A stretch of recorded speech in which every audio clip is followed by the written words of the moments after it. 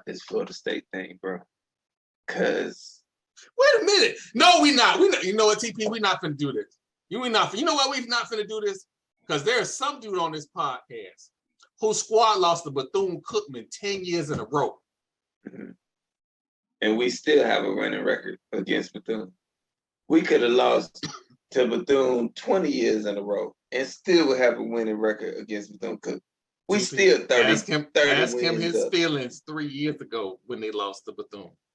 Oh, I don't care if we were playing. No, don't do that. State. No. What was your attitude after y'all lost to BC 3 years ago?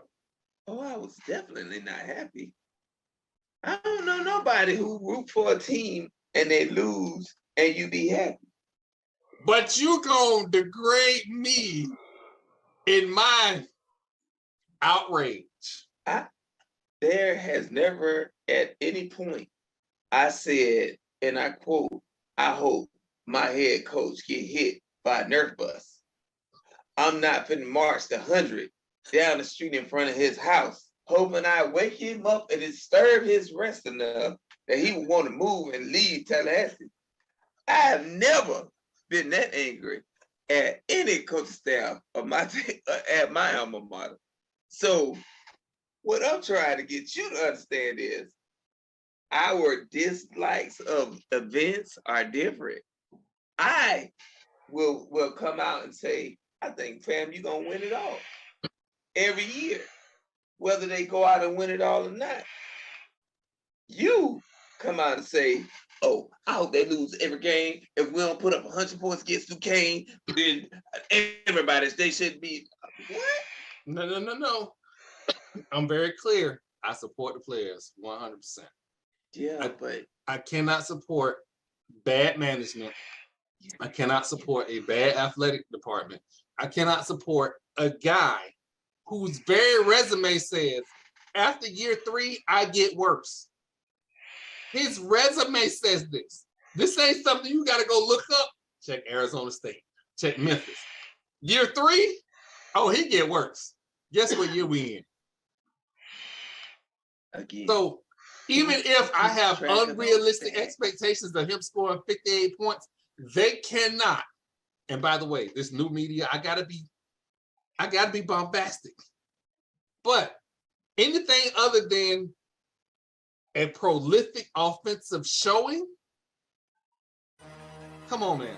We can't be in no shootout with Duquesne. We can't be struggling to score against Duquesne. That is no way to improve as a team. But I got plenty of time to say how I want the coach to get hit by a Nerf bus, all of that. What else? I mean, like TP, if Texas lose to Oklahoma,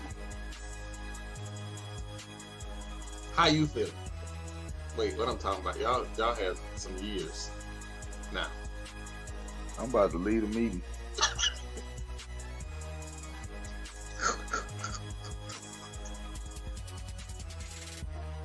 Where the lead meeting button at? All right, this has gone long enough.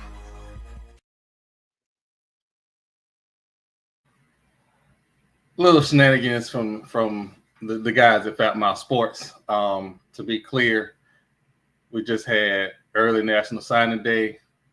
I'm back on the bus. I'm Team Mike Norville for this week. Judge me how you will. I probably deserve it. Big things happened this weekend.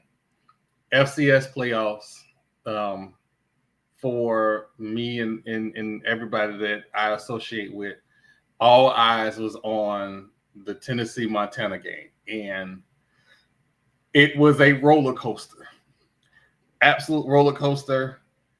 Before I even get anything, shout out to Eddie George. He has accomplished something that many didn't expect him to accomplish this year.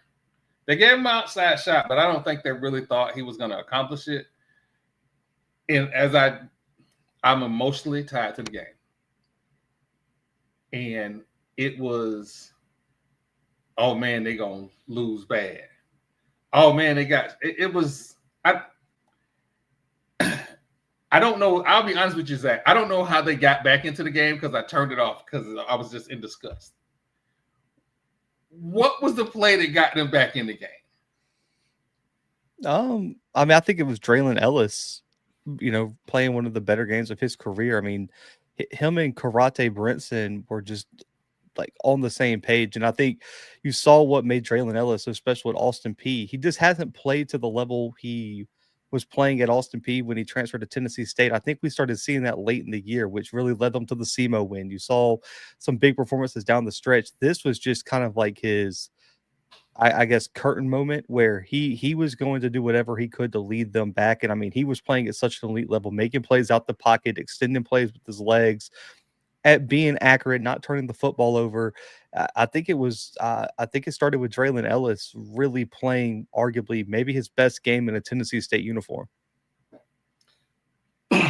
So that I looked at the score. I'm like, oh, I jumped back on. Now I'm watching again. And Tennessee State defense played well. I'm expecting HBCUs typically have smaller defensive lines, so I'm expecting them to get run out the building like the North Dakota State game. And they were trading jabs, and I was like, okay, we got a ball game. And then came the punt returns. Yeah. First off, it was an entertaining game. I can't take that away from that game. That game was entertaining. The football purist, it's not a lot of me, wasn't necessarily thrilled with the game, but it was an exciting game. The punt returns, dear Father God, I cannot remember what that kid name is. Junior Bergen. Somebody calling his name. Yeah. Somebody is calling his name. He's getting drafted. I don't know what his 40 time is. I don't even think it mattered at this point. Tennessee State ran into a buzzsaw, and they hung in there. Now, as we discussed off podcast, I didn't expect this from Montana. I've had Samuel on the show. Samuel Akeem. I'm sorry. I've had him on the show. And when we talked, we didn't necessarily talk about them putting on a performance. Like, I think we were talking about them being competitive in the conference. And yeah. I think one of the major issues was quarterback. When we talked, was the quarterback issues might have been a problem. Turnovers showed up, but they played well. And I'm wondering from this game forward, do they have the ability to make a run with what they have? Nope. He just shut that down quick. No. It ends this weekend. I mean, I'll be honest with you guys. Any given Saturday's a saying in college football. I don't even see a path to victory this weekend. South Dakota, like if you built a team to beat Montana, it's South Dakota State, and then you got to travel to Brookings as well. Listen, guys, I'm telling you, it's going to be a bloodbath this weekend. Unless they kick the Junior Bergen 15 times and he returns 5 of them. Like, it's also a possibility. But, like, outside of the remarkable happening, I don't see them winning that game. I mean, you got to think they were better last year with Clifton McDowell and lost to South Dakota State 20-3 on a neutral site. And South Dakota State's defense might be better this year than last year.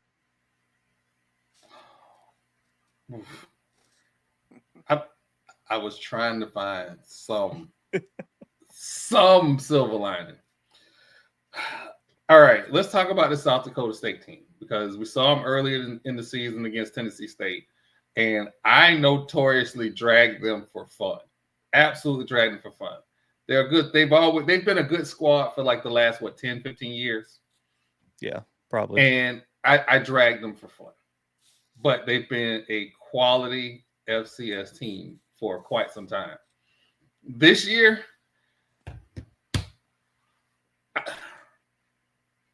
they play football the way I play Madden, like make me throw. And people can't make them throw. No. Nobody has. I mean, dude, they threw for like I think it was like 60 yards against Southeastern Louisiana and won 41-0. What do we? I mean, how is that even possible? It again. I respect them like I respect Jimbo Fisher. Like they get the job done. What? That's not a good. That's a terrible. They get the job done. They get the job. They absolutely get the job done. It is just absolutely ugly the way they do it, but it's beauty in the ugliness because I am a fan of hog mollies. If I got some big uglies up front, yes, run the ball 45 times a game. You said you are a fan of Jimbo Fisher. I'm stuck there. Wait, hold on. I said I'm a fan of them, like I'm a fan of Jimbo Fisher. Right. You said. Of course, I want Jimbo Fisher to get hit by a Nerf bus. That's not the point.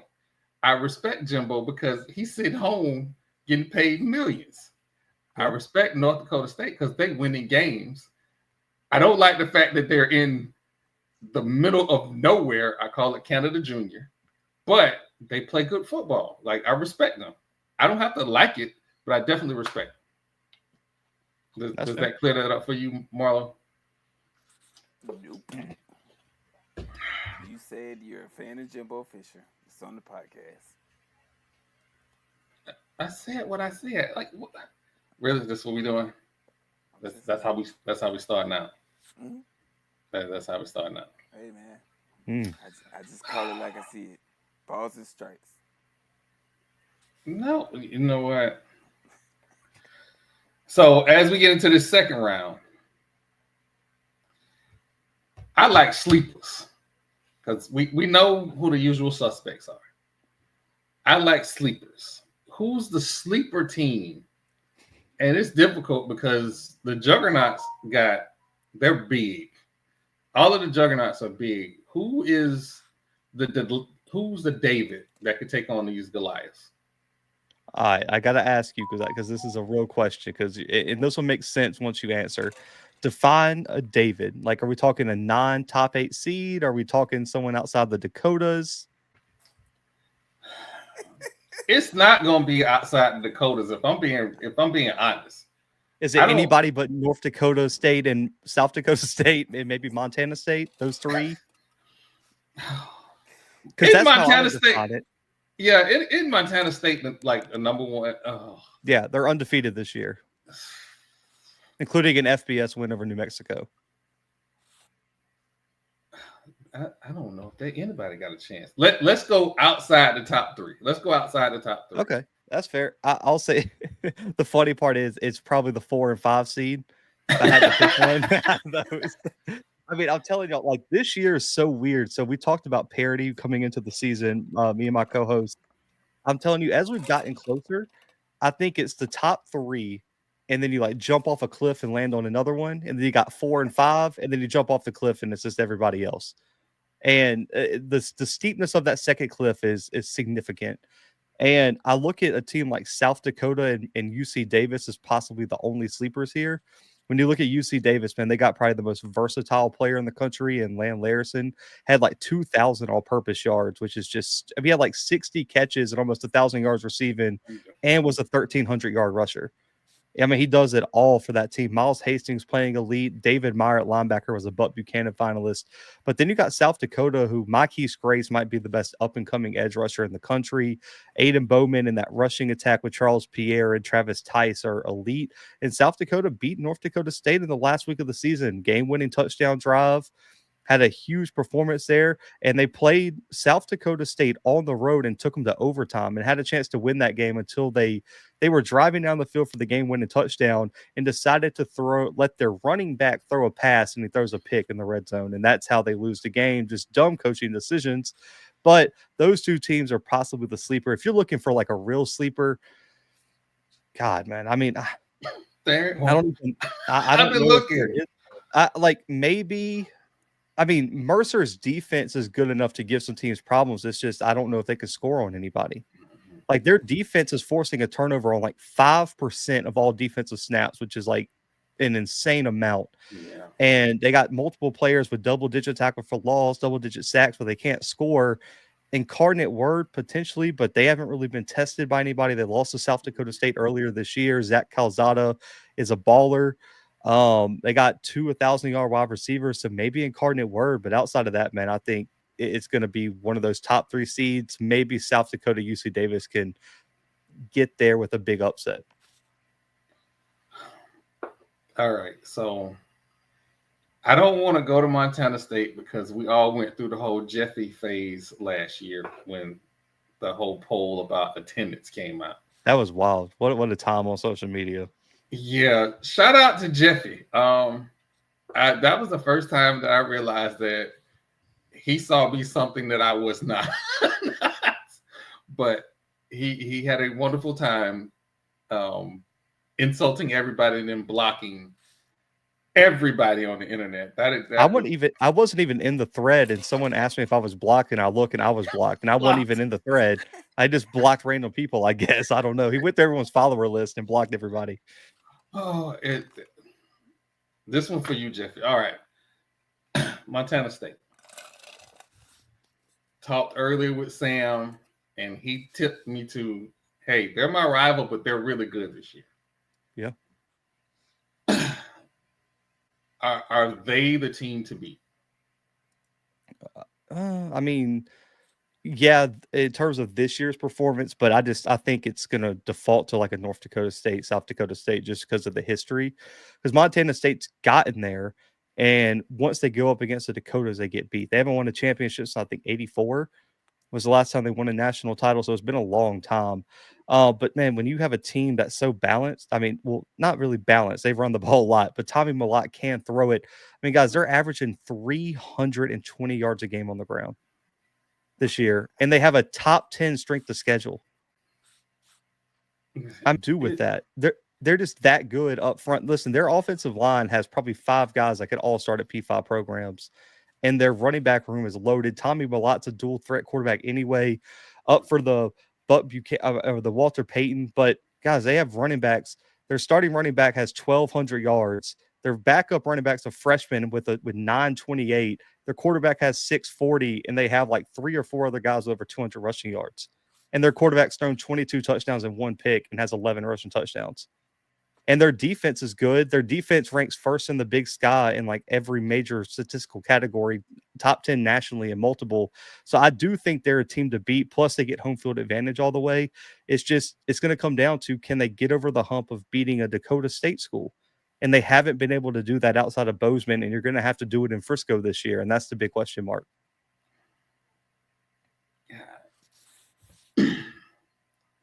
Listen, if I hit the Powerball, there are going to be a couple schools that's going to get some NIL money for some offensive linemen.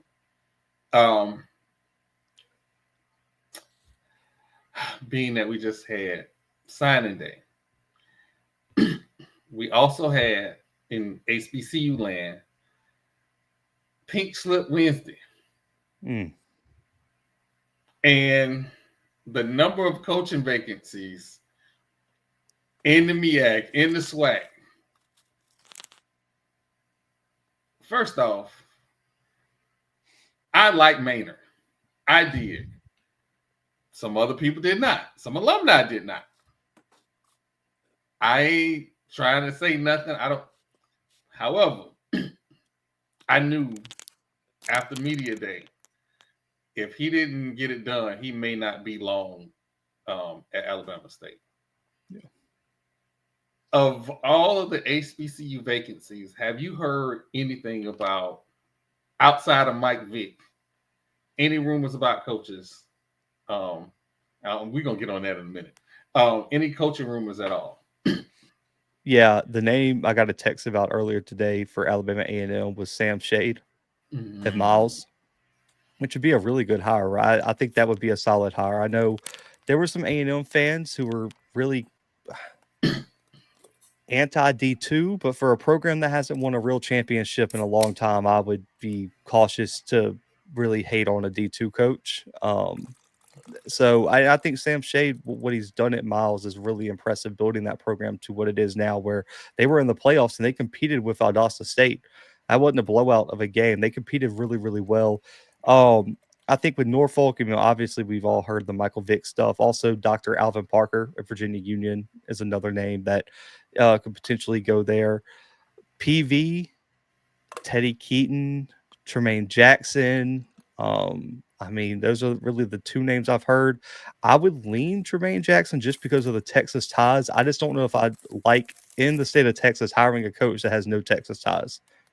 It's really hard to build a program there. And you guys know this. The high school ranks in Texas high school football is so tight knit. If you're an outsider coming in to try to recruit their school, you're not going to get dibs on the top players. And so I just think bringing an outsider in is taking a huge risk when you're PV and you haven't been landing the top recruits in the state. How do you expect a guy who has no ties in Texas to build your program out of the state of Texas? So that's why I don't like the Teddy Keaton hire. I think Teddy Keaton's a really good coach. I just don't think it's a fit. So I would lean Tremaine Jackson, who's built a monster at Valdosta, who Tremaine Jackson's also a name for A&T potentially. But we'll see. I think Sean Gibbs is the popular name there. And I know, he was supposed to be at FAMU, I guess, last year if Tiffany Green would have got her way. But, still at Fort Valley. So maybe he goes back to A&T where he was the running back coach for a long time. So those are kind of the names. Mississippi Valley State, I don't know. You could probably throw a dart at a board and land on somebody's name. Who knows where they're going to go with that job? I thought that was a ridiculous firing anyway. How do you fire your head coach of Valley on National Signing Day? That is okay. So, as a person who has advocated for a coach to be fired, which I don't take lightly, firing a coach on National Signing Day, it is too much going on. The transfer window just opened. You got recruits who were looking at your school are now scrambling because they don't know what their future holds. And to the recruiting service, who while Prime was at Jackson State, you were offering all this information, and when he left, you left. You, sir, I hope get hit by a Nerf bus. Because the way I had to search and scrounge, and for people who were getting tagged in videos and commitments, I have no idea what the recruiting landscape looked like right now. Like, I'm still trying to cobble all that information together. We're not getting 3 days after National Signing Day who was the HBCU national champ in as far as early recruiting. I think, and this is just from what I saw, South Carolina State had a few, couple nice size players. I don't know their stars, but whenever I see 6'3", that jumps out at me. Jackson State had a few players that I was like, oh, okay, they can help the program immediately. And FAMU, if confirmed, has about 2 players that I'm really interested in. But is there a way that we could get the recruiting services to buy into HBCUs, or are they just only, I don't want to say their names this year because last year I kind of went off on them, but are they only P5 ACC or P4 ACC and a few other schools? Well, okay, so I've been on this train for a while because luckily I have worked in the recruiting service. Like, I've worked for On 3 before and everything like that. So I understand why people wish the recruiting services would spend more time on FCS prospects. But if you've been in the business, you understand why they don't. Yeah. Because what's the return on investment for them? Because also, too, and this is no offense to any guys, listen, I cover the FCS. I get it. Why do you want to have profiles for a bunch of kids that aren't going to be ranked? Because let's be honest, on average, and this is what's funny, because I always tweet out the recruiting rankings, and I usually wait till about Friday at the early signing day because it takes a while for everybody to get their stuff posted. But when I do it, everyone's like, oh, well, I go to 247, I go to On 3, and it says, let's just say FAM only has 5 commitments. Well, it's because there's only 5 players that are good enough to have a profile on these websites right now. Because they're not gonna have profiles for all 17 of your guys, and only 5 of them are 2 stars. If there's a bunch of unranked kids, they're not gonna have profiles that they haven't been at camps, that they haven't been on the radar, so adding those prospects, if they're 0 stars, aren't gonna help your recruiting ranking. So, it's a mute issue, but at the end of the day, they're gonna spend more time making sure they have the 5, the 4, the high 3 stars in order, scouted, complete profiles. Because at the end of the day, you can't cover you can't have a profile for every single kid that signs to a Division I program. There's what, 130 plus FBS, 130 plus FCS. It's literally impossible when you've got what, 25 to 30 kids going to every single one. So I just think it's unless someone builds an entire recruiting platform just for FCS or HBCU, I don't ever see On 3 and 247 spending the time to make sure they get it all right. All right, so again, it has been National Signing Day. I got to talk about the Gus Malzahn hiring at Florida State, and I'm going to attempt as best I can to be fair and understanding. However, understand I went to Florida State in the 90s where we threw the ball all over the field and still had a 120-yard rusher. It is actually possible. The Gus Malzahn hiring. What is your thoughts on it? This is a safe space. I think it's a good hire. I mean, I don't think I think it's an upgrade over what they've had there. I mean, listen, I think Travis was what he was at quarterback, but I mean, it got ugly this year in a lot of different ways. And I understand people, with the jokes and, Florida State this and Florida State, but Florida State was much more talented than 1-11 or 2-10, whatever they finished. Like, that's actually insane that they only won 2 games with that much talent on the roster, especially defensive line wise in the secondary. But I think what Malzahn does is he's a proven head coach with ties across multiple states recruiting. And at the end of the day, even when he was at Auburn, he was recruiting at a really high level. It was just, I think he battled with giving the play calling up and balancing it all. But when he focuses on play calling, he's done it. He's won a national championship as an offensive coordinator. And he's proven that he can recruit high-level guys as an OC. You remember, he was at Arkansas with Darren McFadden and Felix Jones and all those guys. So he knows talent and he knows how to utilize talent. The question becomes, can he get a quarterback? Because outside of Cam Newton, maybe a year with Jarrett Stidham and what those Nick Marshall years where, I think he nailed that evaluation, taking a defensive back from Georgia and making him a quarterback.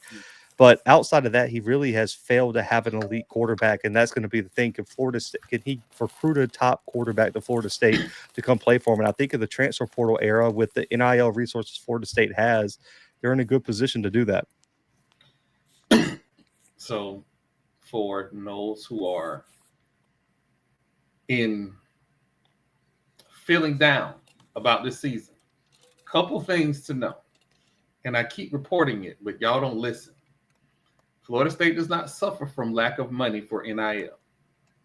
When Rising Spear got suspended, all you got to do is go to sunbiz.org, and it was an influx the very next week of NIL companies for Florida State pop up. We're fine. We got plenty of money.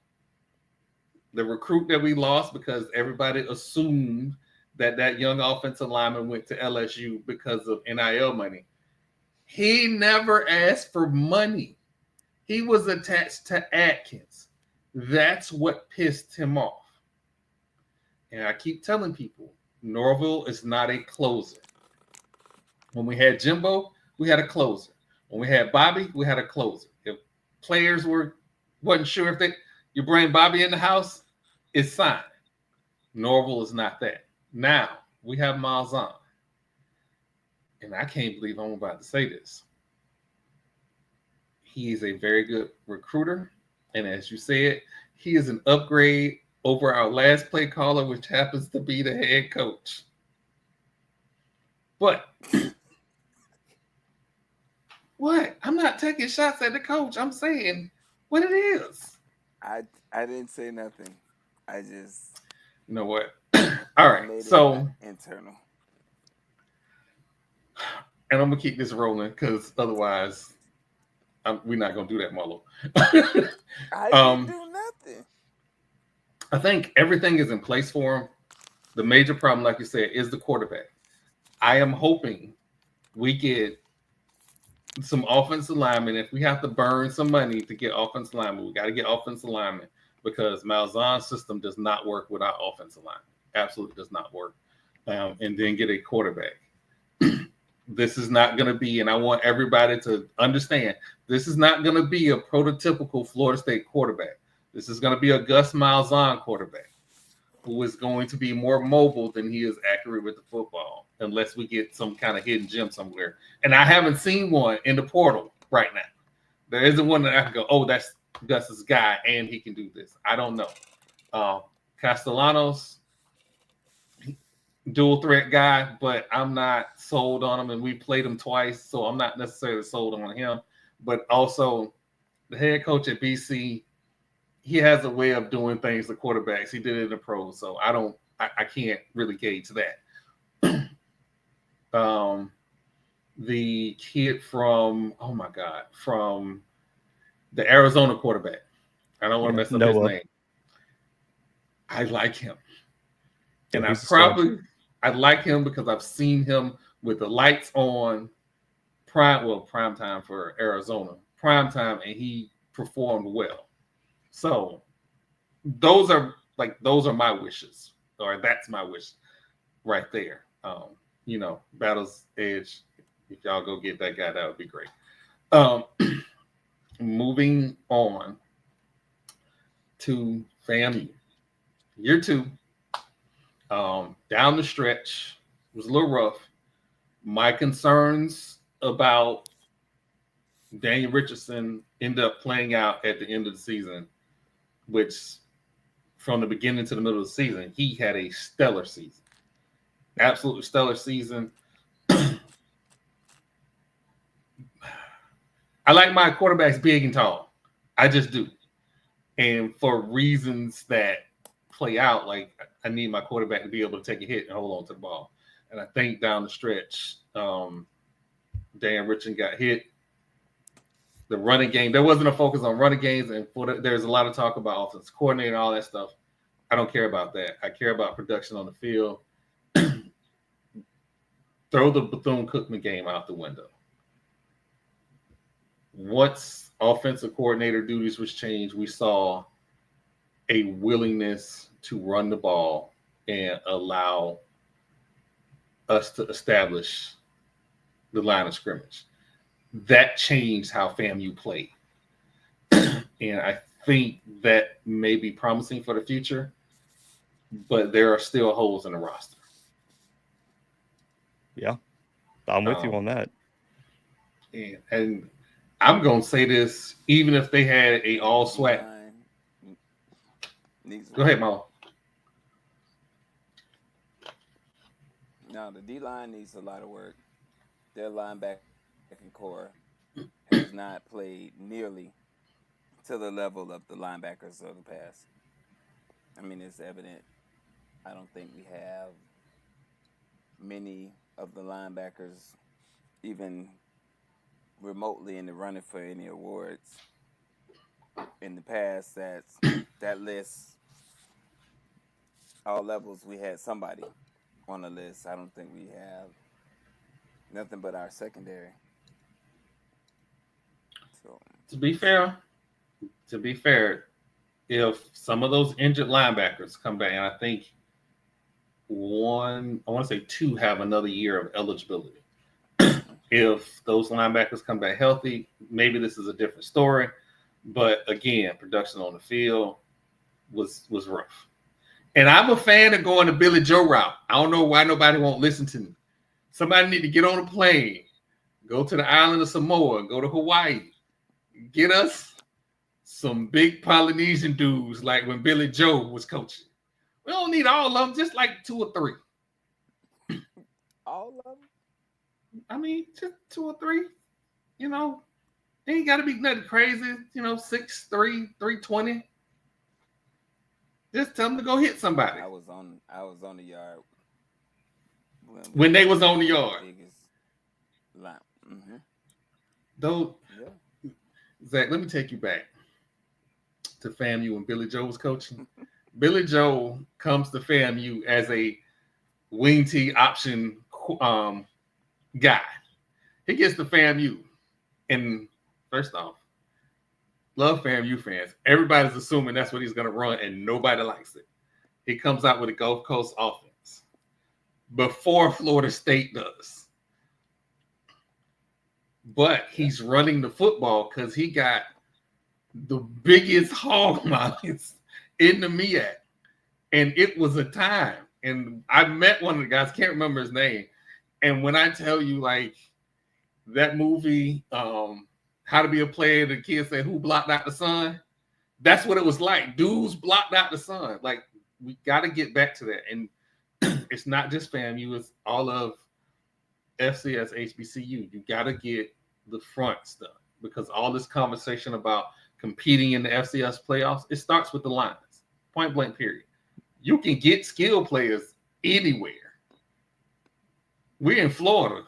Hell, they can drive around the corner and get a wide receiver from Gabby. So, but that's that. Now, I love your show. I get a lot of insight from your show, Zach. Sometimes I get frustrated. Yeah. I get frustrated. I'm not going to lie. I get frustrated. But I like your show because I learn a lot. From the current or going into the SWAC championship game, Southern and Jackson State. If I go by what I see and what's on my timeline, all the money is on Jackson State. Yeah.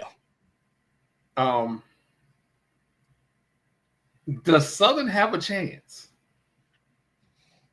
I mean, yeah. At the end of the day, they do. The thing is they made a bunch of changes since that last Jackson game, but it's funny enough, the game that sticks out in my head when I look at the team that is that FAMU game. And at the end of the day, Jackson brings a whole lot more offensively than what even FAMU showed them, and Southern was a little bit overwhelmed by that. And Southern didn't block up FAM's front seven well, and Jackson's front seven is a whole lot better than FAM's front seven this year.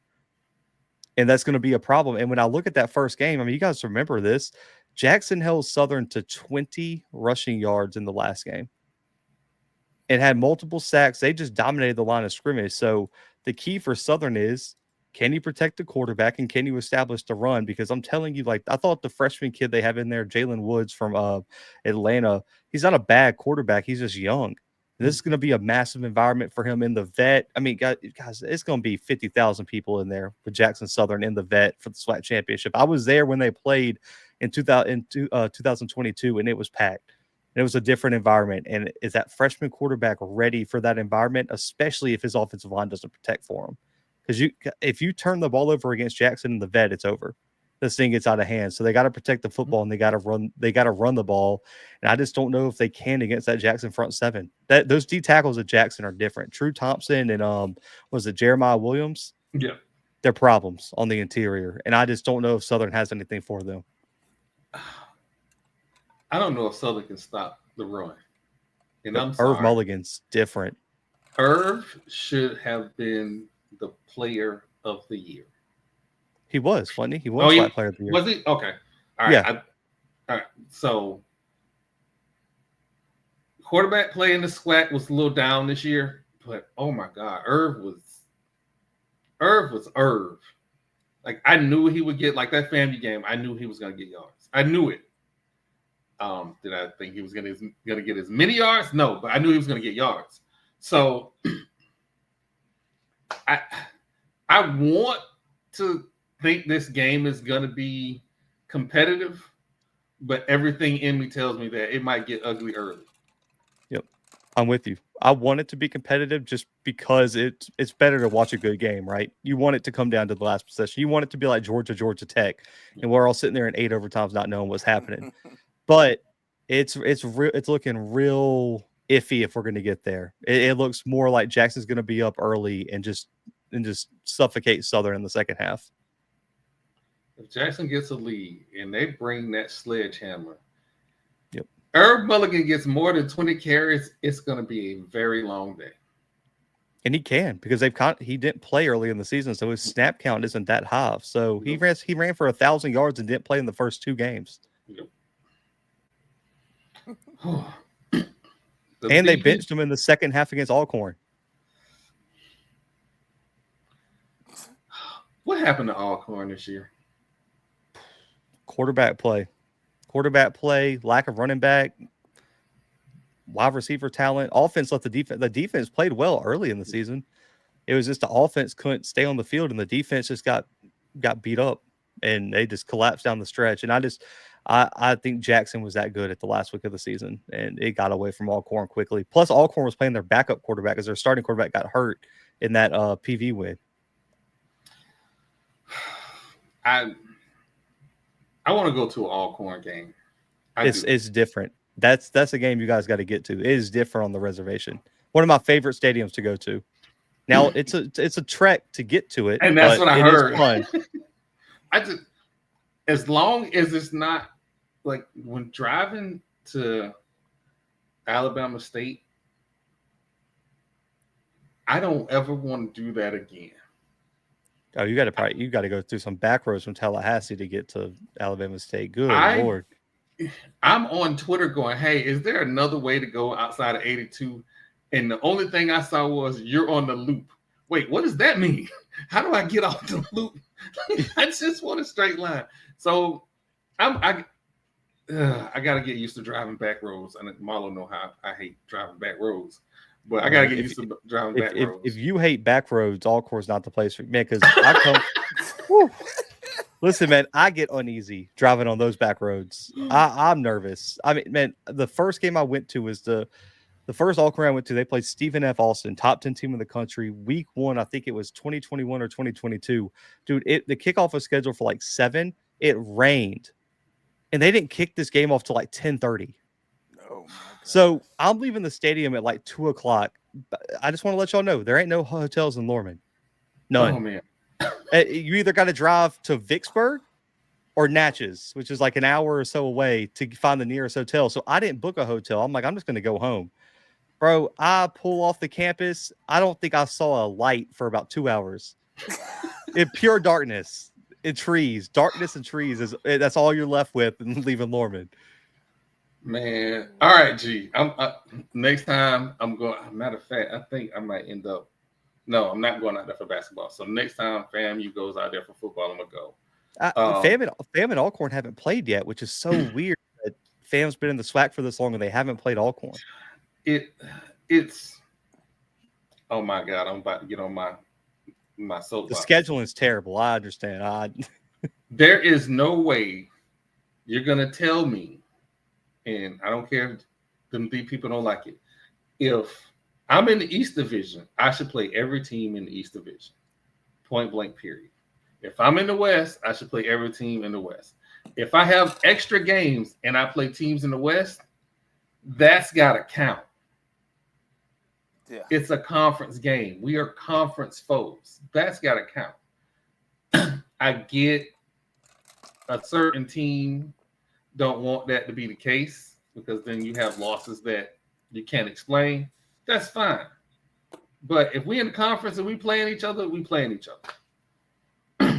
We in 2024, point differential, force, all of that needs to start becoming a part of the equation.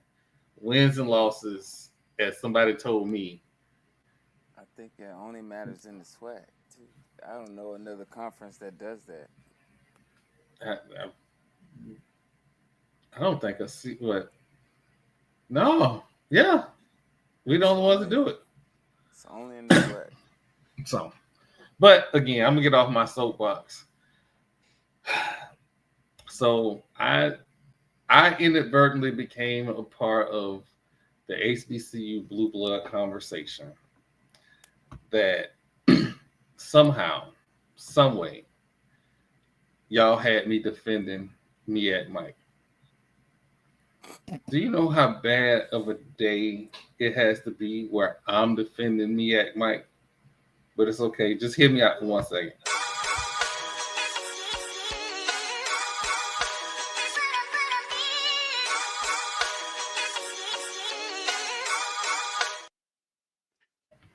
Before I start this segment, for all you B people that's finna get mad at me, Reckless Noob, Sean started this with "Is Kansas a blue blood?" And he made me answer that question. So understand, if you get mad at me with what I'm about to say, Reckless Noob started it. Fuck them. Fuck them. What you gonna get mad for? In tight? What is he gonna do? Zach, welcome to the Gathering Old Men podcast, where we here on a regular basis try to alienate as many fan bases as possible. We love it. What are they going? I mean, I'm just asking a question. Maybe somebody could tell me. But if they get mad, they could comment, or they can keep it pushing. Those are their options. Who gives a shit? All right, so the blue blood discussion came up. MEAC Mike decided to make the blue blood discussion about postseason wins. I didn't want to necessarily make it about postseason wins because you get into that whole thing of who was able to get in the playoffs and all of this stuff. Some teams were D2. What are your Black National Championships? I can quantify that over divisions, over conferences, because there was a poll system. And for a very long time, there was also the Sheridan poll. So you have a Tuskegee is a blue blood. They have, I think, 10 or 11 national championships. So I always thought that Tuskegee was the bottom of the blue blood line. So you would have FAMU, Tennessee State, Grambling State, Southern. Everybody forgets about Southern.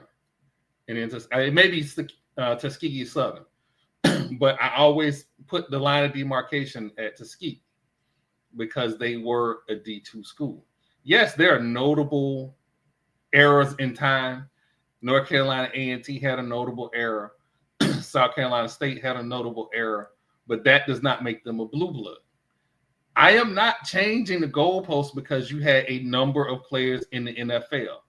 If that's the case, Jackson State will be a blue blood with their 4 national championships. But I also now got to include that school in Daytona who also got 4 national championships. So, no, hell you don't. No, the hell you don't. So the double-digit standard I didn't think was fair. I said 8 and up is fair. And earlier in the year, I had a nice little meme where I asked Alexa to tell me how many Black National Championships that Morgan State have. And it said 0. Shout out to Morgan State and their historians. They have updated the Wikipedias and their website. They have 7. And if I'm saying Morgan State at 7 isn't a blue blood, everybody below them should stop trying to move these goalposts. Everybody has great seasons. Everybody has had a great era. But when you're talking blue bloods, it is a different conversation. And even of the blue bloods, it's a difference. But yeah, I was defending MEAC Mike today. The only argument would be for me is some of these polls that they include to like name the national champions were just like one person who one day decided to rank 10 teams on somewhere and they awarded it on Wikipedia. Like that's my only pushback is like there were years where Jackson won the SWAC and was like 10-1, 9-2, and they voted a 3-loss team HBCU national champions. Like, how did we get here? So, and I was very clear on this, and I have little funny saying. My sister is my sister because my daddy said so. I'm not gonna go back and relitigate stuff that I wasn't born to see. Oh, I will, because I graduated from Auburn, and Alabama claims like 6 national titles where they had like losing records. So I'm not jumping on that bandwagon. I'm not co-signing that. They lost their bowl game and claimed the national title. How you lose the bowl game and say you national champions? So what's interesting, like a lot of people dig into some of the, like, oh, if you dig into the unclaimed titles, a lot of the unclaimed titles are from publications that were not necessarily friendly to HBCUs. So you will see like, oh, they have 12 claimed and then like 2 or 4 unclaimed. Yeah, that's why. The Sheridan poll was the one poll that I wish we never got rid of, because it was not just the SWAC. It wasn't just the MEAC. It was, we failed to understand that Central State at one point had won 3 Black national championships in a row and was knocking off FCS HBCUs on the way. That's how Billy Joe got the FAMU. So I use these publications because that's the only thing we had. I wish I could go back in time and be like, hey, Joe Schmo, you didn't go see one Jackson State game, but you got them ranked number 1, or you never saw. So I can't go back and do that. So the only thing I can do is go with what history has given me. Now, I will tell you, if you look at the history, yes, we don't necessarily have a lot of co-champions. But if you look in there, there are a couple years where there are 2 national champions in the same year. There's one where there's 5. See? So in 1954, FAMU, North Carolina College, PV, Southern, and what, Tennessee A&I, all won the national title. Mm-hmm. Yep. One of those teams only had 7 wins. Now 7 wins back then was a lot of wins, because not when 3 other teams had 10 wins. It was a lot of wins back then because you couldn't get a lot of games. And to be honest, there were times where teams could not make it to games for historical reasons that we don't need to get into. They couldn't make it to games. So I lean on the publications that were accepted. The ones that you see, and you'll see them a lot, that were unclaimed titles, those are the ones that I don't lean on. But I give everybody their flowers. If the publication gave you a national champion, it gave you a national champion. And just so we clear, it's a lot of coaches right now that wish we would go back to the BCS Bowl system. Yeah. Because that school in Miami, Coral Gables, them Ibis people is upset, trying to compare themselves to Florida State.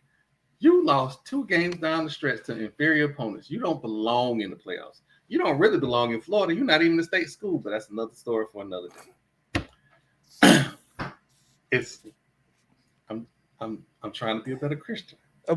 Let me ask you, how do you determine the Black national champion now?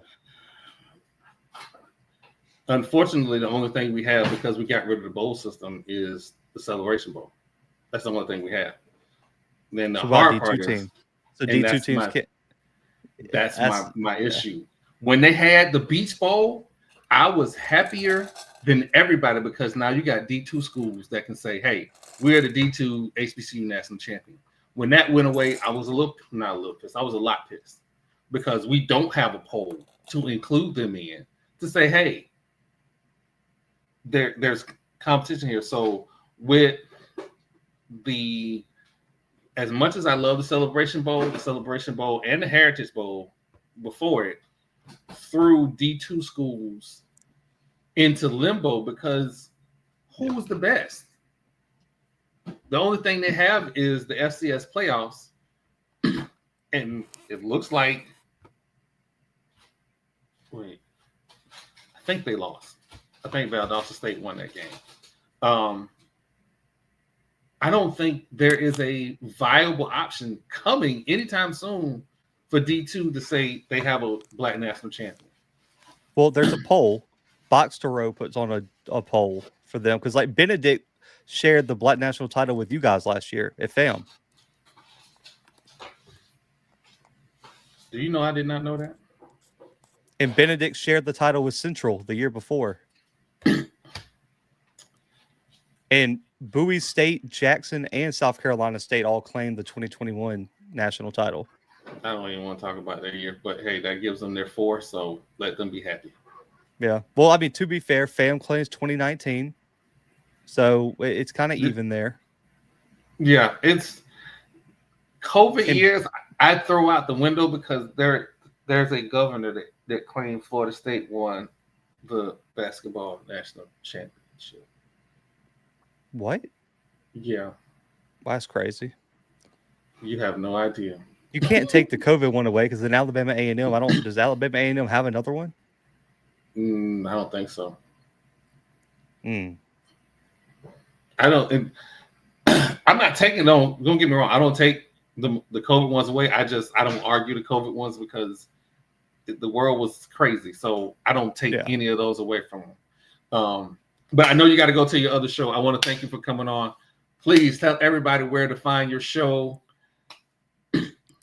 Man, I appreciate you for having me on, man. But we'll have to do this again, man, for sure. I had a blast with you guys. The Blue Bloods on all podcast streaming platforms and YouTube, FCS Football Central on si.com/college/FCS, man. But I appreciate you guys, man.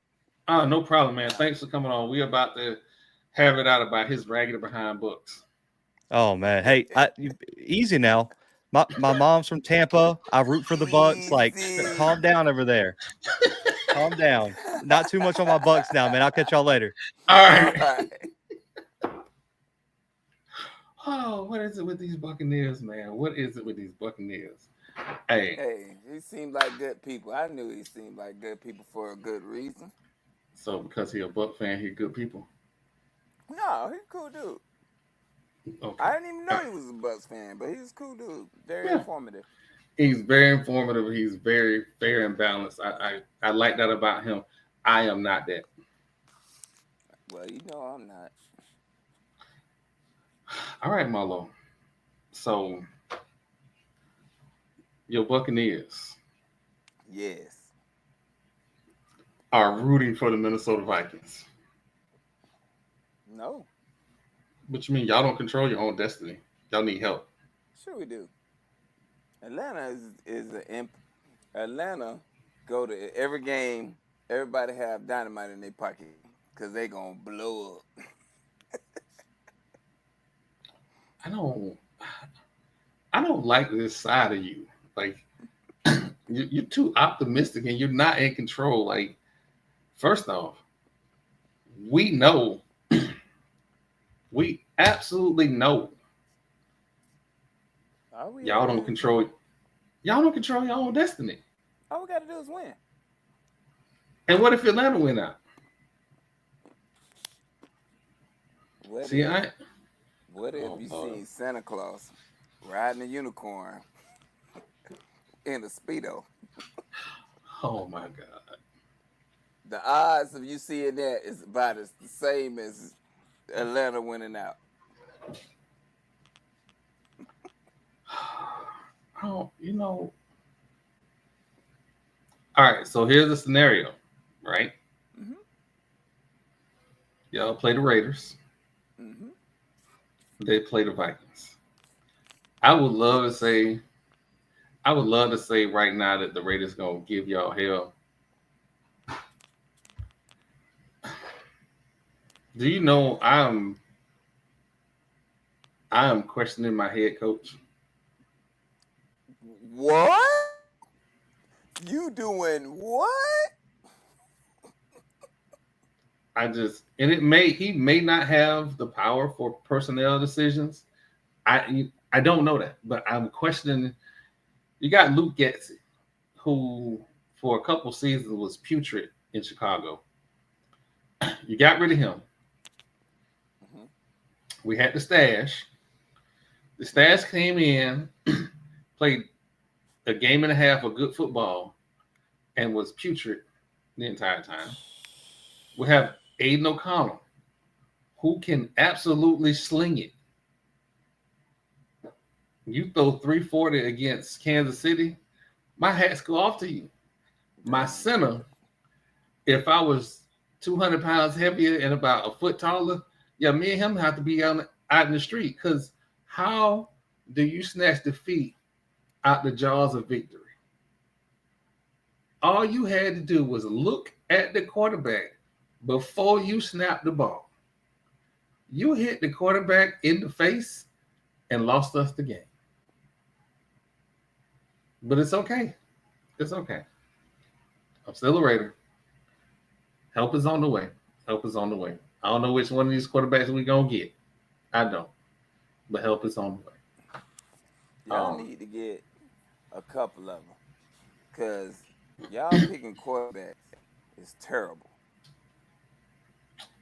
The organization and their track record with picking quarterbacks had been since Really?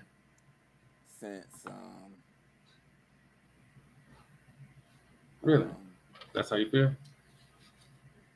Since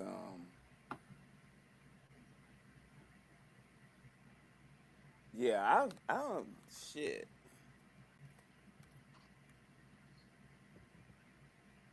I'm trying to remember when they had a good one in recent years. You know what, Marlo? Hold on. Let me. I think this is the clip. This might be the clip. Let me roll this clip. He just had too much loft on his players. Loft, lack of fucking talent. You know, they tell me everything I need to know. But you know, the NFC South is definitely a competitive division. It's competitive between three very mediocre teams. Like, I feel an attack right now. I just feel. No. CP, we going at this all wrong. I don't even think that was a compliment. Marlo, there was a game in which your quarterback blatantly missed wide open receivers down the middle of the field. Well, first of all, in his defense, I'm not going to say blatantly.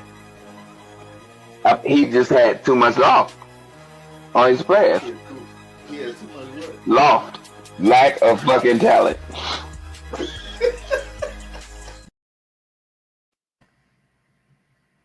So, sir, was that you? Was that you? What a difference a year makes. But y'all record the same. Our quarterback stats aren't. Your record is the same. He's leading the league in touchdowns. Okay. He putting points on the board. Now, if our defense was to follow him down that path of improving, shit, we'll be in the Super Bowl. That's all I'm saying. You talking about something? No, I just said I just said That's all I said. That's all I said. Every game, we done beat Houston and Detroit. We beat Washington. All teams with playoff aspirations. We've lost by less than a touchdown in every game we played. But, sir, the only thing that matters is wins and losses. Right. It ain't how you skin the cat. It's that you skinned the cat. I'm not. And sir, damn cat. But I pluck a damn falcon. The Detroit game. Yeah.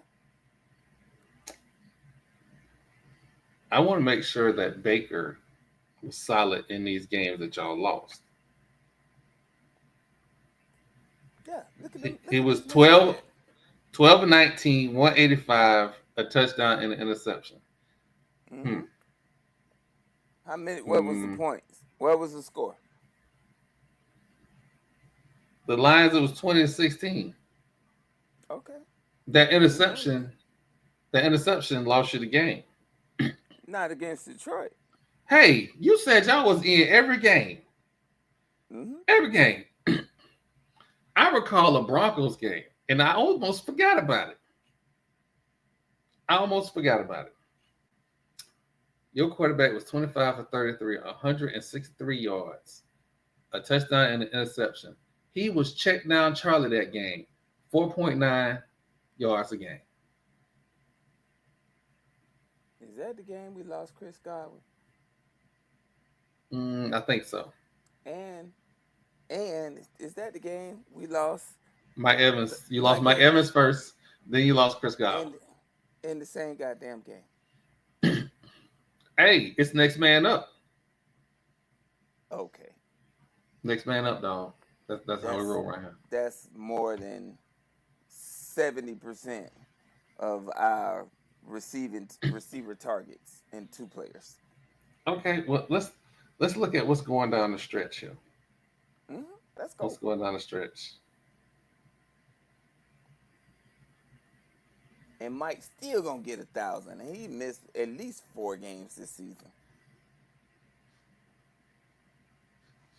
Wait, what's wrong with this ESPN? Y'all missing the game.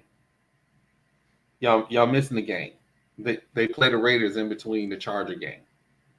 Y'all go to y'all do We play the Raiders this week. but it's not on the app. On the app, they got the Carolina game. Y'all almost lost to Carolina. Why is you talking to me like almost only counts in horseshoes and hand grenades? And I ain't seen nobody throwing them damn horseshoes or hand grenades on the football field. y'all know if y'all lose this game, I'm acting up. And the Bucks sent me another letter saying that we was not approved for media credentials. If we win this game, you gonna act up. It don't matter. It doesn't even fucking matter. First off, quit acting like I act up just to act up. That is not. Oh my God. I would disagree with you, sir. Oh my. Oh, you know what? I think you live for the act up, bro. That is not even. I think you wake up in the morning and be like, let me see what I can do today. That's why you be twittering. You know what? I don't get on Twitter just to act up. But let's take a look at my latest tweet, shall we? Okay. Oh, quick news update. The NBA is returning to China for the first time since 2019. Hey. Let's look at my tweets, shall we?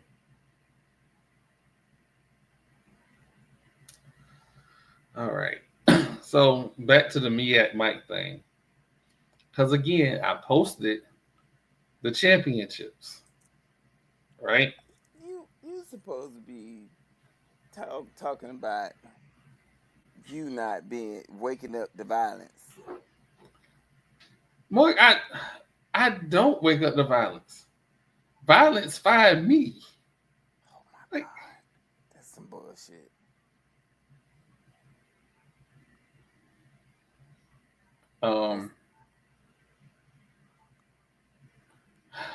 Yeah.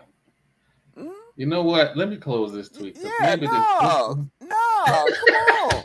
Read them because tweets, sir. Because it wasn't. I didn't. Oh, the threads it's didn't be taken out of context. You ain't mean it like you typed it. No. I didn't start it. I just added my historical reference to it, and I keep the history. Like I told Zach, listen. My sister is my sister because my daddy said so. Whatever history, whatever those publications said, I gotta find these publications that said that Miles College was Black national champions. I gotta run that down because I had no idea. Benedict, I'm sorry. I had no idea that there was still a poll out here for D2 giving national championships. And if that's the case, oh man, we got a whole bunch of different discussions to have. Whole bunch of different discussions. But again, Bring back the Sheridan poll. I'm gonna start the hashtag tomorrow because enough is enough. We got to bring back the Sheridan poll. We having debates over nothingness. All right. So I know you saw the hit on Trevor Lawrence. Mm-hmm. What's your thoughts on the hit? Y'all want to know my thoughts for real life, or you want me to be politically correct? What are your thoughts on the hit? My thoughts is do stupid shit, get stupid prizes. He knew his ass was not like, if you're gonna go for a first down, go for a first down. Don't wait until somebody is in a full out lunging mode or position to slide. You slid into him. He was down there already. And then you drop and slide where he is. Had he been a more able runner, hell, he could have leaped over him. Because he was already in I'm bracing for impact position. And you gonna slide in it and try to lay back. Take this with you.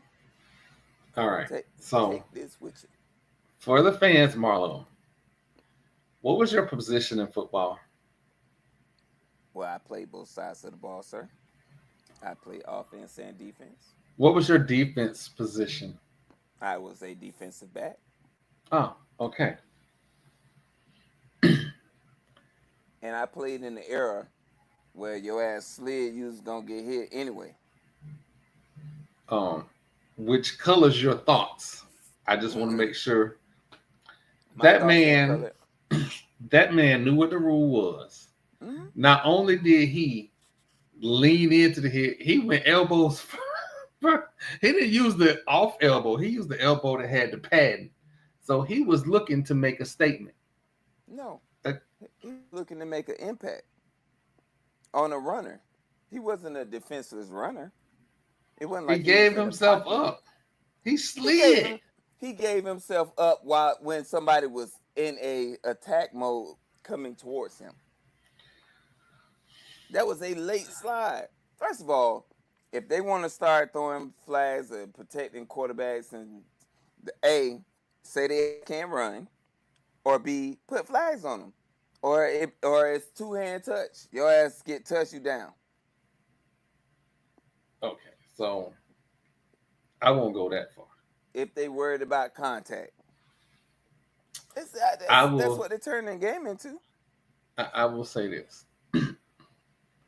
If you want to get this type of play out of the game, just start drafting 265-pound quarterbacks from HBCUs. That ain't gonna hurt the game. They're hurt. That little dude ain't trying to hit Derrick Henry, much less no 265-pound quarterback. Shit. Everybody try to hit Derrick Henry. It's just their success rate ain't that high. Shit. They come in there with bad intentions. I am on the record where the safety of the Buccaneers, every time Derrick Henry was coming that way, he missed his assignment and went the other way. No, you're not talking about the safety. You talking about the cornerback. No, that was a corner? Yeah. Yeah, he wasn't setting the edge at all, Marlo. He said it. It just was close to the sideline. He said it. He had all intents and purposes on making sure he did not go to the sideline. I think he went over there and said, "Hey, he got to take a water break now. Get him out there." Oh God! But what we're not gonna do is try to make it seem like that's an isolated incident. Don't nobody really. It's a business decision. Ain't nobody trying to tackle Derrick Henry.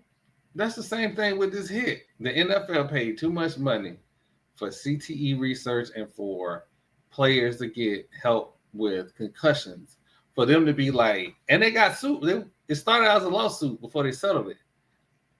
They're not finna be continuously paying players for the next 100 years because one or two don't want to respect the fact that they can't hit people in the head.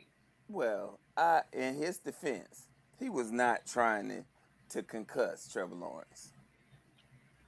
I do not think he was wanting to injure Trevor Lawrence. No. I think he was wanting to make, as you said, an impact collision. Absolutely. To make him not want to run the ball no more. Absolutely. But the thing is that they're gonna run. And in my thing with that, if a quarterback leaves the pocket, he has ample opportunity to get down before a defender is in a tackling mode to him. Ample. Had he slid to a step earlier, the collision would have never happened. No. And I'll if say you're gonna slide all the way.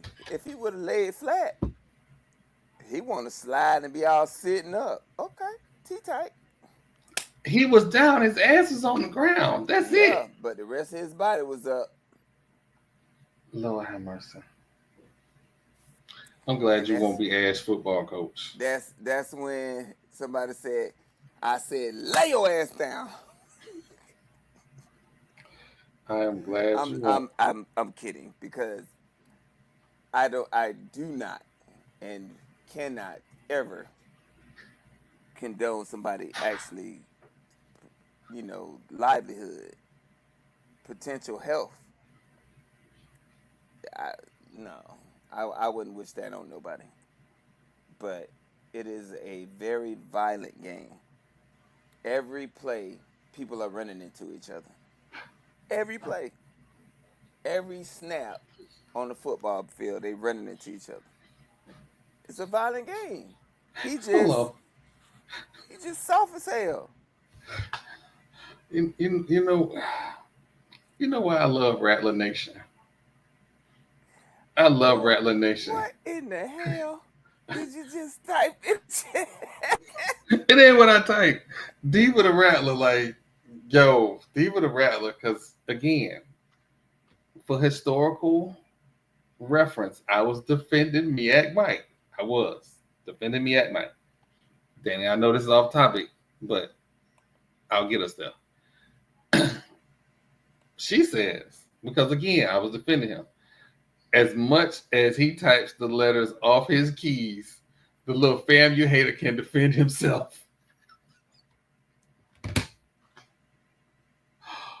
Oh God. By the way, Miak Mike is a friend of the show. Listen, I was the first one to make the meme. How many national championships does Morgan State have? I was the first one to do it because Miak Mike was going on and on about family. And we have come to an understanding. Even though he still wants us to play in the FCS playoffs, I don't agree. We've come to an understanding. He apparently has also turned his guns on to the people and brought up their postseason losses. All of them. I mean, all of them, Marlo. It's a lot. So, but but I'm defending Miak Mike on the history, not the rhetoric. So don't get mad at me. I should be mad at y'all and put me in a position where I have to defend Miak Mike. But again, I digress. So, Mullo. Like I say, you wake up in the morning and you be looking for the smoke. You don't matter where the smoke coming from. Trust the smoke, he run into the fire. I will say yesterday, I was ready with. I wasn't looking for the smoke. I had the gasoline and the matches in my hand because I kept seeing Seminoles holler about, "Thank you, Odell Higgins." Thank you what? Where he going? He ain't going nowhere. Thank you, Odell. Thank you, Odell. 31 years for everything you did with Florida State. You're a true Seminole. Thank you. Why? Somebody better tell me something. Somebody better tell me something before I get in my car. Because I know Odell ain't gone. I know for sure. I bet you I get in the locker room and pack up somebody else's stuff before Odell leave. Yeah. So what if he's leaving to become a head coach somewhere? He is a head coach. He is an assistant head coach at Florida State. He is the emeritus assistant head coach at Florida State. That is not a head coach.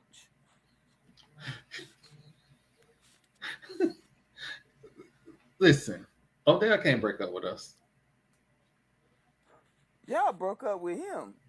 He's not going nowhere. So let me tell you what happened. He has been looked over for a head coaching job at that university since he became an assistant. He's never been given a opportunity, even though he is the glue that continues to make Florida State relevant in recruiting in the state of Florida. I'm sorry, say that again, because I need you to say that for the people in the back. He is the glue that makes Florida State relevant for recruiting in the state of Florida. Anybody without him, who they gonna get? Anybody who sees this, can y'all clip that and send it to me, please? Because the importance that Odell has to Florida State cannot be matched. And so when I saw today that he is going to be, I believe, the director of player development, I was happy. Am I happy that our new defensive line coach nickname is Pot Roast? No. What I'm going to do with that? What I'm going to do with that? Same thing every school y'all played this year did. Eat it. Set this dude up on accident. He just was waiting. He was just waiting. So everybody. We got a new defense coordinator from Nebraska. What?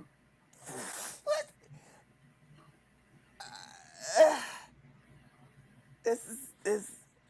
I think y'all AD and the powers that be at that university. First off, we call him the hijacker. Let's be respectful. Trying to lose. Not just lose, but lose miserably.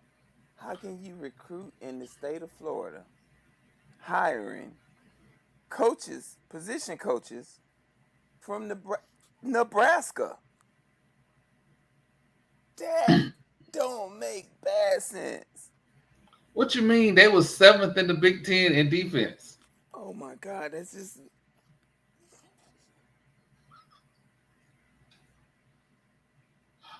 All right. Again, Marlo. This is one of them mess around and find out moments, brother. I have to be optimistic. We went from 50 in recruiting to 20, I think we're 25 in recruiting. Really? What? Really? I went from 50 to 25, probably with 2 players. That is very interesting that you said that. Because there was 2 players that took us over the top. There are some potential players that are going to sign a little later, but we'll see how that goes. Hopefully, a quarterback. This is one of them death row moments right now. If you don't want your producer dancing all in your videos, all on stage, you don't want your coach taking all your shine. Oh, man. Messing with your NIL money. Come on over to the west side. Oh, man. the machine that Dion is creating in Colorado it's almost gonna be like the Colorado of old when they ran the option down your throat. Oh, hold on. You ain't just gonna say that. I'm just This telling go you, this is this a safe space? it's a safe space, bro. Are we? This is a safe space. Yeah, ain't All nobody right, gonna touch you here. hear me out.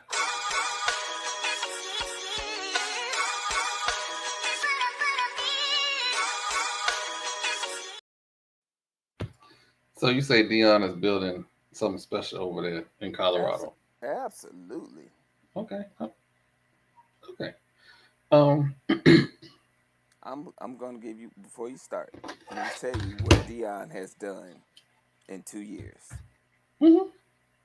Dion has took a won and defeated team to the playoffs, to a bowl game, and it will be a good bowl game. To an 8-win season. They won one game before he got there. Mhm. And in 2 years, he has made Colorado relevant. Mhm. Continue, sir.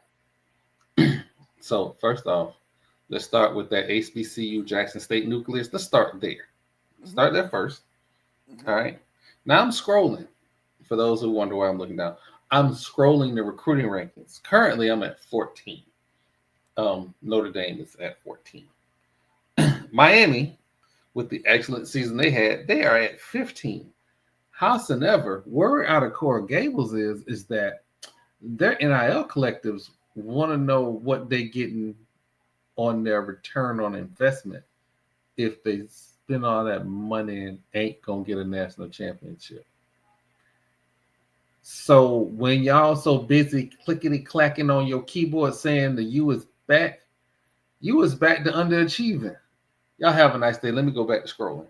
Ole Miss 16, Georgia Tech is 17. Side note, Nary and Florida State get out recruited by Georgia Tech. They beat him, didn't they? Georgia, I would let me say I'm trying not to cuss. I'm trying to be a better Christian. 18 the Huskies, 19 the Sooners, 20 the Horned Frogs. How you steal somebody coach? Two of them. You steal Nebraska defensive coordinator and a defensive line coach who's supposed to be recruiters, and Nebraska is 21. I'm not complaining. I'm still excited about the upcoming season. Once we get through the transfer portal, then I'll temper my excitement. But I'm still excited for next year. But I got questions about this recruiting. Maryland.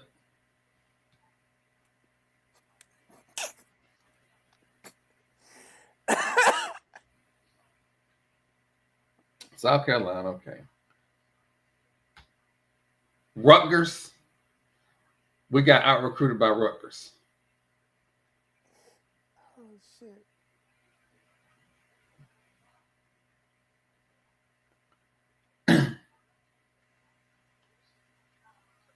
I guess SMU spent all their NIL money because they number 28th in recruiting. And they very well could be, no, they're going to be in the playoffs regardless. Whether they win the ACC championship or lose, they're going to be in. Mississippi State can't.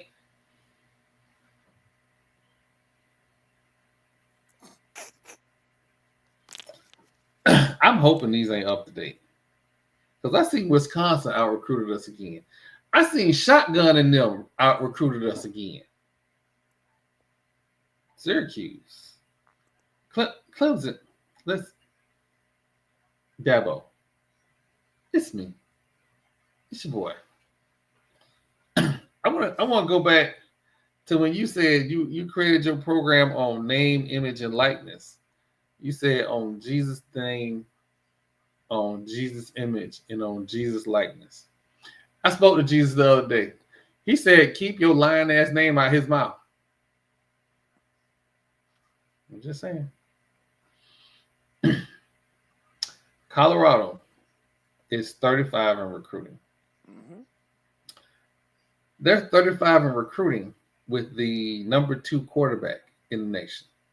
Number 2 quarterback. And I think the defensive tackle is in the top 10. I'm trying to read through. Hold on. Let's click on the link and tell me right here.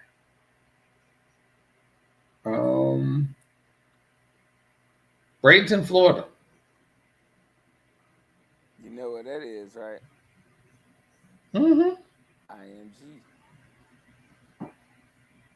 IMG. London Merritt, what high school they have him at? You are 100% correct. IMG. He is a 4-star. So with a 4-star and a number 2 quarterback in the nation, they have 3 ESPN Top 100 commits. I don't really go by 24/7 or on 3. We talked about that earlier. Went through what they went through last year. Florida State right now is 36th. I thought it was 25. 36th in the nation with 5 ESPN Top 5 commits. But the crazy part about this, that ain't where Deion do most of his work. It's the portal. That is fine. But again, with this being a safe space, the miraculous jump and wins is wonderful. And I'm not hating on Prime. But you're not playing for the conference championship again. You have arguably the best athlete in the nation and the top, let's say Shador is top 3 in the nation. Right? It's going to be a first-round draft pick.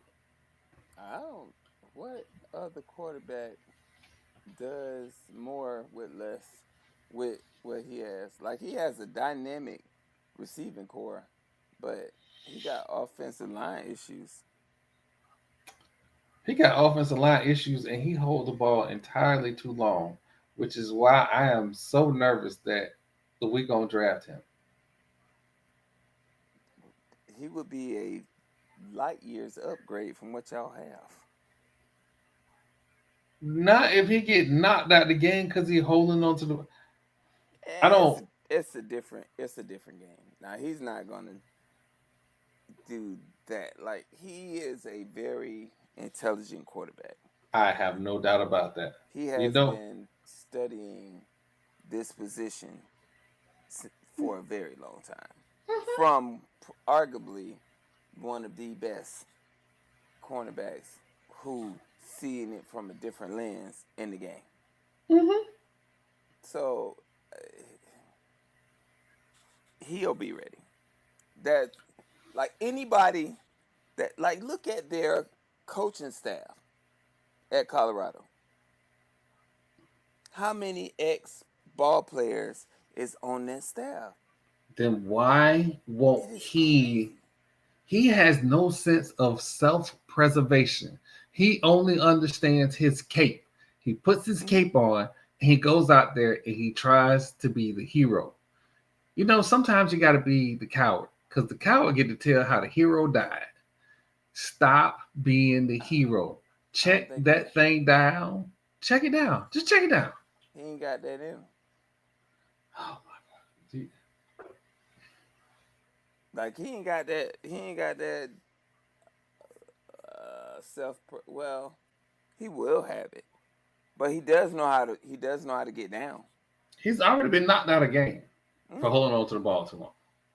Absolutely. Let it go. Let it go. Let it go. You got running backs to check it down to. Let it go. Let it go. Because otherwise the Raiders won't draft you. Let it go. Oh man, but yeah, what Deion is building, I don't deny his incredible coaching acumen, his ability to put staffs together. His hiring of Warren Sapp allowed them to make a 3-game run where Warren Sapp basically had everybody thinking his defensive line was good. They are not. They got exposed by real teams. And what you're seeing at Colorado is essentially what you see at an HBCU. A lot of frontline talent, problems with depth, problems with the defensive line, problems with the offensive line. They got to fix those. This is year 2. I don't care. You That should. recruiting class did not show me he's improving there. What? How? How did it not? He gonna have to get some linemen out of that portal. Absolutely. And like Zach said, I would probably go, since you're closer to them South Dakota schools and them North Dakota schools, tamper with some schools. Give them kids some NIL money. Take their players. Did you just say tamper with some I schools? did. Start with North Dakota State. I don't like them no way. Still they offensive line. Get them first. Build you something special, but you got to start with a line, man. What are we doing? We absolutely got to start with a line. So, but hey, it is what it is. But back to this Florida State at number 35. If I'm gonna give Prime the smoke on the defensive line, we got Kevin Wynn. He might be a monster. 4-star, top 300 defensive line. But we need to talk about the Solomon Thomas commit, because Solomon Thomas was committed to Florida State under Coach Atkins. And for those who don't remember Coach Atkins was the coach who took a player to see Rising Spears CEO and was suspended 3 games. He fell on the sword for the team. And how did we repay him? By firing him, because the offense was putrid. And then after we fired him and the head coach started calling plays, the offense was still putrid. So, Solomon Thomas, who from all reports did not ask for a single dime from Florida State, he had a relationship with the coach. When you fired the coach, you fired your only 5-star recruit. Biting your nose to spite your face is a crazy way to do business. Now, while I'm excited with all the new changes and the possibilities of us winning 10 games next year, I am tempered by the thoughts that we don't have an offensive line. What we gonna do, Mama? What we gonna do? Pray. Just do it, yeah. Pray, and y'all need to get one of them Indian folks out there to do one of them dances. Y'all need to anoint the field with some peat. Go out there and get Chief Osceola to get some peat and put in the field. And like, y'all need, I ain't gonna say y'all need Jesus, but y'all need something that resembles him.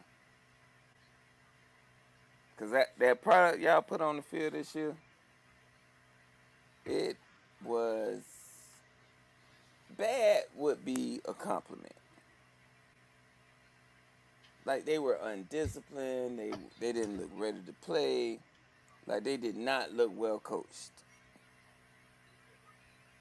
Like, you have all that speed and talent, and you scoring 9 points, and like the scores were so odd. That shit just didn't make no sense.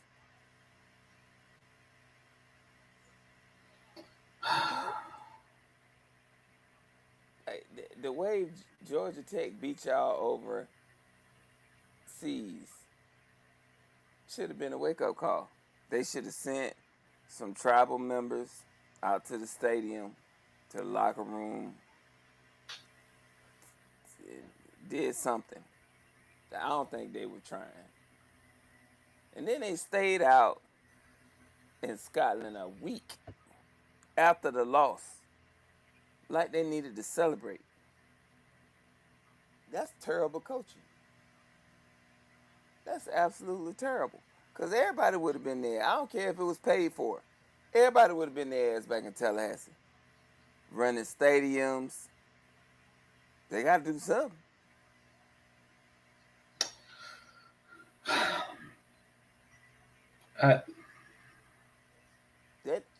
That just,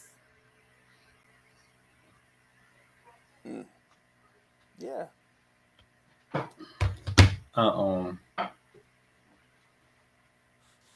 Like you done taking shots? Because if I take shots, I'm a problem. These are not shots. These are facts. Florida State fans hope you're not a fan, but when I say it, it's facts when you say it, but when I say it, it's hate. No, you say I'm gonna get the 100 to march up and down the street of my coach address so his ass can't get a good night's sleep. Now that, my friend, is hate. I ain't say I want to do none of that. I had a moment of frustration. I hope he got hit by a Nerf bus. First of all, it's still a damn bus. You are condoning vehicular homicide on your coach. What the hell is wrong with you? Again. And also, I hope he wake up every night and stub his toe. What? I didn't say none of that. All I did was say, you say, what can they do to help? And I just gave some suggestions. I ain't say go stub his toe. I ain't say he need to get hit by a Nerf bus. I ain't say that he need to have those river dancers tapping on his front porch every morning about 1:30 in the morning. I ain't seen none of that. Hold on, let me write that one down. That's a new one. Let me write that one down. Oh my gosh. I'm not here trying to give you material, sir. All right. Coach Query, Florida A&M's men's basketball coach, got his first D1 win. Shout out to Coach Query. I need to reach out to him because I am a fan. I'm a fan of his play style, what he's trying to build at FAMU. I definitely think it's going to be something special. It's definitely going to be something special at FAMU. I don't know how long that's going to take to build. So please temper your excitement by my excitement. Understand, he literally got off the bus, put a team together, and now they playing games.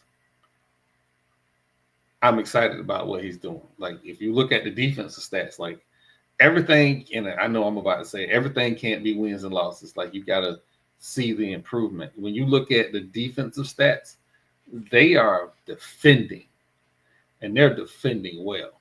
The score may not look like that, but when you holding teams to 14% from 3-point range and a half, that's progress. So I'll take that right now over what I saw the last couple of years any day. So shout out to Coach Craig. Also, Celebration Bowl is coming up. Your boys are going to be at the Celebration Bowl. We did not get TP. We did not get him credentialed. I will make sure going forward that will be rectified. We will make sure that all appropriate areas that we cover are featured on our website. So that's things that I'm working on and getting done. TP, if you get in the game, we got you. So you credentialed. Leave that shit. So I also would like to say that ESPN let us know that they also watch the podcast. Marlo? I am unapologetically me. So I hope ESPN, you do not look at the collective. It's just take what I say for me, not everybody, because I ain't trying to get everybody in trouble with ESPN. Oh God. Because there ain't no telling what I might say. I might say Right. some shit y'all don't agree with. But Well, that's why we're gonna we need you. we're gonna take one more break, and then we'll get into our little final thoughts. This bud is for you. So He first said, off, "Bud." Paul Feinbaum. I seen your little comment about Florida State don't deserve to be top 10, that they're gonna be unranked at the end of the season. That's cute. That's cute. You got a little something for clicks. Bet your eyebrow, bitch. Bet your eyebrow. All this you got on TV. Bet your eyebrow. Oh,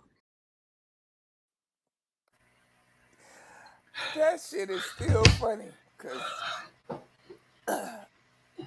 first of all, y'all, let me tell y'all a little quick story. I'll make it brief.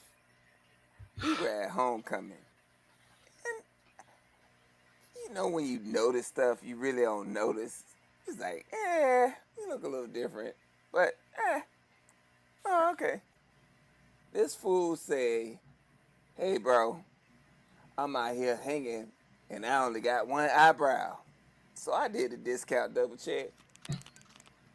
This fool is at the club looking like a whole half milk dud with one eyebrow. Just the funniest shit I have seen in quite a while.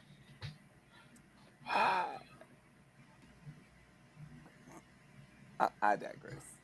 That shit is funny to me. Well, now that you done put that out, what you got for the people this week, Marlo? Well, we will, like you say, be traveling to the ATL for the Celebration Bowl. I think it'll be an exciting time for the teams to play. I'm not quite sure who's there yet. It's to be determined, but who cares? It's gonna be good football.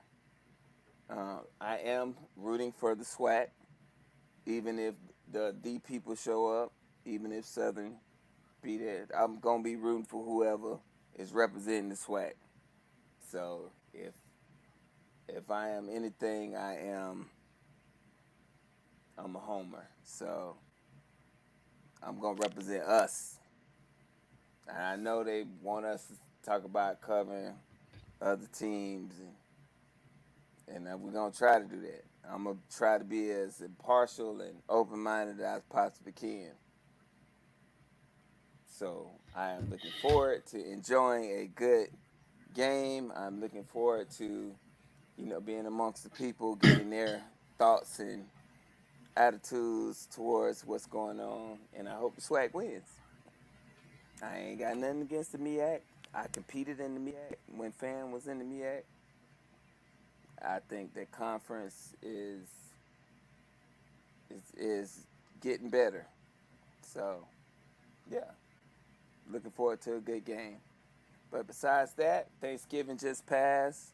We are in the holiday season, so I want everybody to take a moment, appreciate your family, snuggle up to them, give them some shout outs, talk to people you ain't talked to in a while.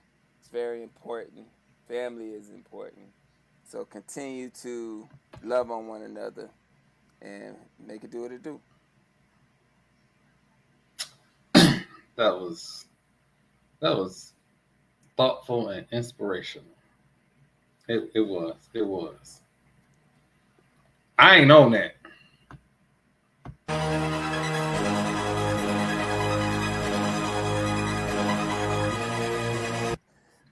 I remember every tweet.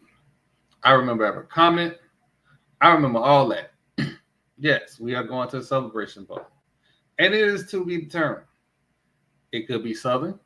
It could be them D people. It don't matter which one. If Southern goes, I will sit there and I will root for Southern and hope they win. Because I didn't hear one bad word from Southern. But if them D people, and Trey, I know what you said. You want us to be better. You don't want us to be like them other people. But I'm sorry. It's too much salt in the wound. I remember what they said. I remember them cheering for Howard. I remember all of it. So if Jackson State go to the Celebration Bowl, will I root against them? Nope. Will I root for them? Nope. I will sit on my hands. I sure will. And if the MEAC win, I'll just look and go, oh man, they might really be the Buffalo Bills. Wow. But again, goodwill is goodwill. It's very easy to give it. I'm very easy to give goodwill. But I also hold grudges. I don't forget. And the one thing about Rattler Nation, they don't forget. And even though Marlo didn't mention it, I'll mention it. The football team might not be in Atlanta, but you know who's going to be there? The Marching 100.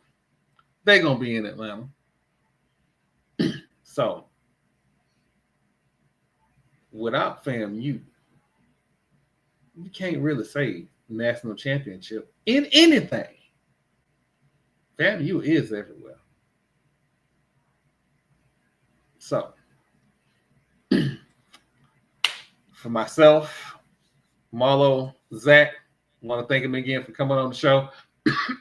TP wasn't here with us tonight. He got some other things going on, but we will get him on the show next week. We will again, after this weekend, next week, we will preview the Celebration Bowl next Thursday. We'll have some deep dives. We'll try and get Doc on here. Definitely going to try and get Doc on here. If not, we'll get another representative of SWAC to come on.